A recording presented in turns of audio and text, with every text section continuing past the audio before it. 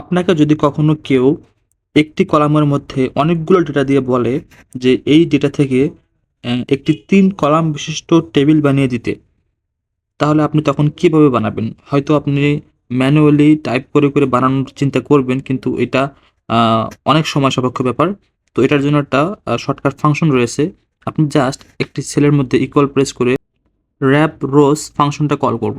দেন আমরা আ পুরো আমাদের যে কলামটা রয়েছে আমরা সেটা সিলেক্ট করে দেব।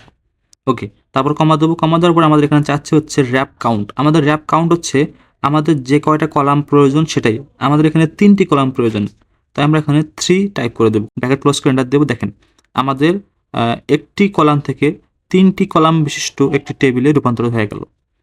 এখন আপনারা এই সেলটা পুরোটা সিলেক্ট করে আপনারা যদি হোমে যান, হোম থেকে কন্ডিশনাল ফরম্যাটিং এ এখানে ক্লিক করার পরে এই যে কালার স্কেল যে এখানে যদি গিয়ে আপনারা যদি একটা কালার সেট করে দেন, তাহলে দেখেন আমাদের ডাটা অনুপাতে সবুজ, হলুদ এবং লাল কালার হয়ে গেছে।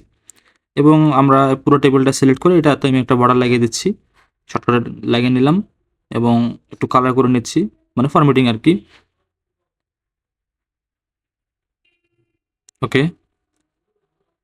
এখন আমি যদি আমার পূর্বের যে আমার যে কলামটা রয়েছে মানে মেইন কলাম, সেখানে আমি যদি কোনো ডাটা চেঞ্জ করি, তাহলে কিন্তু আমার এই যে টেবিলটা রয়েছে এখানে কিন্তু আমার ডাটা এবং প্লাস ওই সেলের কালার সহ কিন্তু চেঞ্জ হবে। তার মানে এটা কিন্তু পুরোটা একটা অটোমেটেড টেবিল হয়ে গেছে এবং খুব সহজে হয়ে গেল এক চুটকিতেই।